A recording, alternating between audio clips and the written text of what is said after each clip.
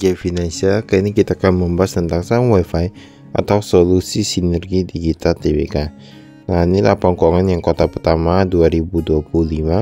Kita lihat ada direktur utamanya yaitu Yune Marketatmo, kemudian ada direkturnya yaitu Sanedi Ong.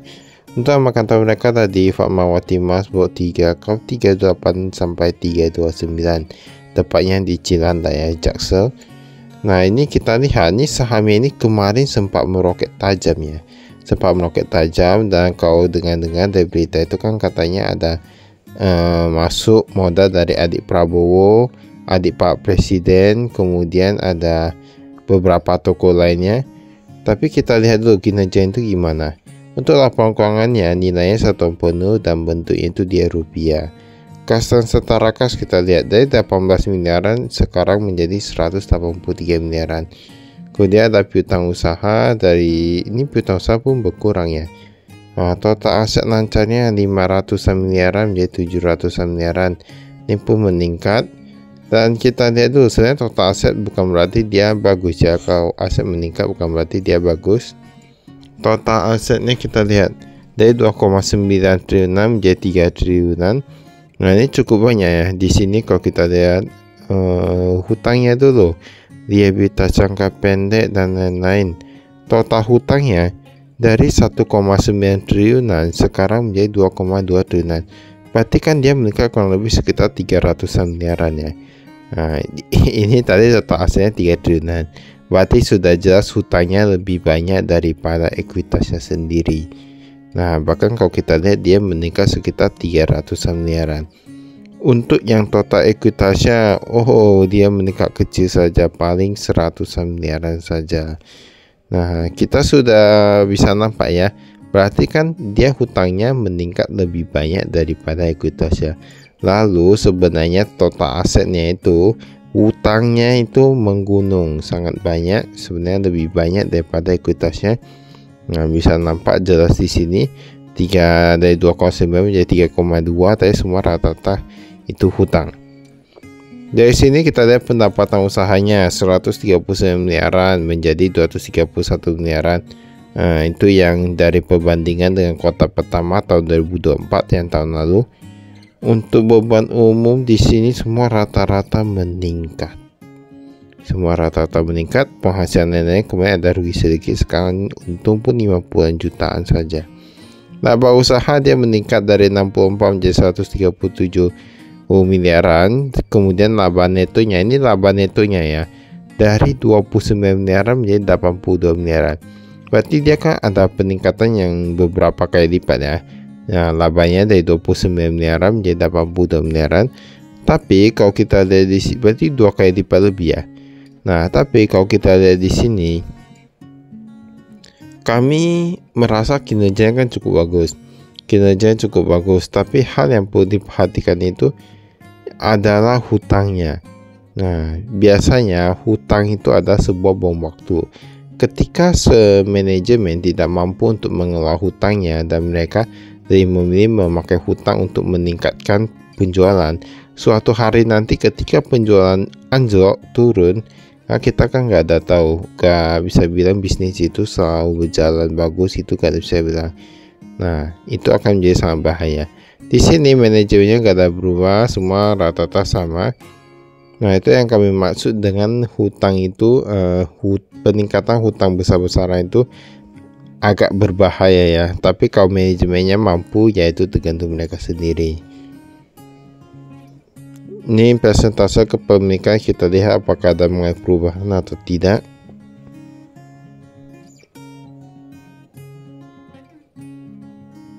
Ini kayaknya gak ada mengalami perubahan sih, sama aja semua.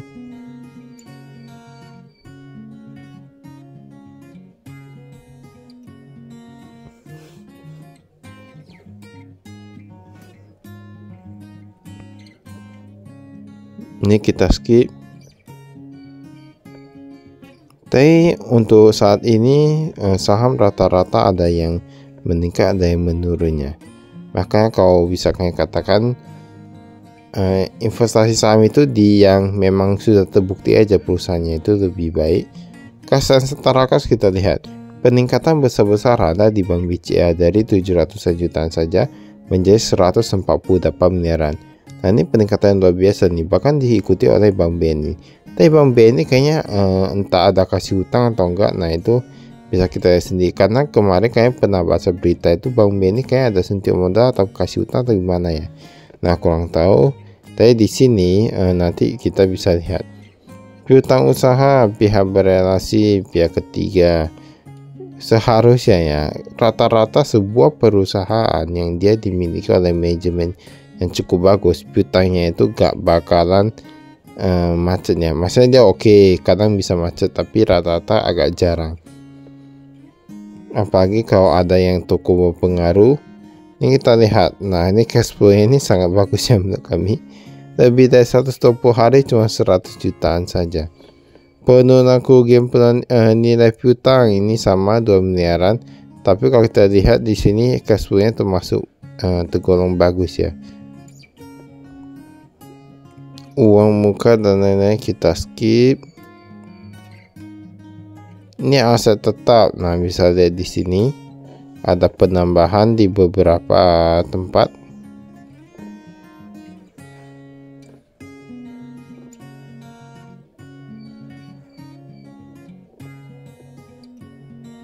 Kalau untuk soal IHSG sendiri, saat ini kan suku bunga udah mulai turun ya, dan mungkin ada beberapa yang menganggap suku bunga turun berarti ini saatnya yang bagus untuk membeli aset beresiko dan lain-lain. Tapi belum pasti ya, karena biasanya bisa dicek pas penurunan suku bunga awal di dekat tahun 2019 ya, atau 2020. Nah itu ada apa itu? Gak ada yang tahu ya ibaratnya ya. Jadi maksudnya kalau kita investasi saham lebih baik di perusahaan yang sudah berkualitas dan kita tiap perlu terburu-buru. Kalau misalnya turun atau apa lagi murah bawa beli. Nah, jadi gak usah terburu-buru untuk tahu modal semua atau gimana. Karena kalau terburu-buru takutnya terlalu beresiko ya. Tetap harus melihat gimana kondisi perusahaannya. Ini kita lihat pemegang saham. Nah, pemegang saham ini dipegang oleh PT Investasi Sukses Bersama. Ini paling banyak nih, majority ya nih ya, 50,37%, bahkan terus meningkat dari kabar kemarin 50,11%. Lalu ada Pak Joni. Pak Joni kemarin tahun lalu gak ada. Kemudian sekarang jadi ada 5,09%. Lalu siapakah sosok Pak Joni ini? Nah, mau tahu, ada yang tahu kan? Bisa taruh di kolom komentar. Ini pendapatan usahanya kita lihat. Nah, jika dilihat dari sini, ini sebenarnya kenaikan dari labanya memang pure karena penjualannya. Nah, dari iklan saja dari 76 miliaran menjadi 90 miliaran, kemudian sewa kor 64 miliaran menjadi 132 miliaran. Nah, dia meningkat cukup pesat untuk penjualannya. Tapi seiring dengan peningkatan penjualan seperti yang kami katakan tadi, peningkatan hutangnya juga sangat besar. Bahkan kita bisa lihat labanya itu mau tunggu sampai kapan baru hutangnya itu terbayarkan. Nah, sebenarnya intinya kayak gitu aja ya. Pendapatan usaha neto dan lain-lain, beban pokok pendapatan. Nah, di sini semua rata-rata tapi bahan pokok ini cukup bagus loh. Entah karena persediaannya gak dibeli atau bahan bakunya berkurang atau gimana, nah gak ada yang tahu ya. Nah, di sini ada disebutkan untuk beban utama dan beban administrasi, bisa lihat di sini. Di sini ada gaji, THR dan tunjangan dia terus meningkat. Bahkan angkanya itu dia meningkat hampir menyentuh 3 kali lipat. Sudah mau menyentuh 3 kali lipat, tapi menurut kami ini cukup besar ya ini ya. Peningkatannya cukup besar. Seharusnya kayak ada hire karyawan baru juga ya seharusnya ya untuk angka seperti ini. Penghasilan keuangan di sini agak sedikit menurun, tapi ratusan jutaan saja sih. Kayak gitu berpengaruh. Yang pengaruh ini beban keuangannya.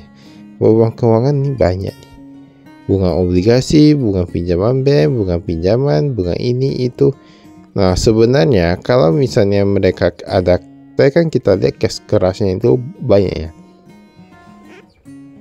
Maksudnya cashnya itu kalau misalnya mereka bisa taruh di aset yang lainnya yang memang pasti cuan, Nah, itu akan cukup bagus karena daripada nganggur aslinya, ataupun mau ekspansi bisnis dan bisa juga.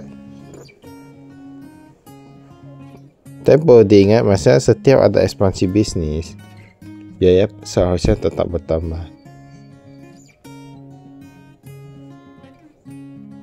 Baiklah, kita lihat itu saya dari kami. Sekian, terima kasih, salam investasi.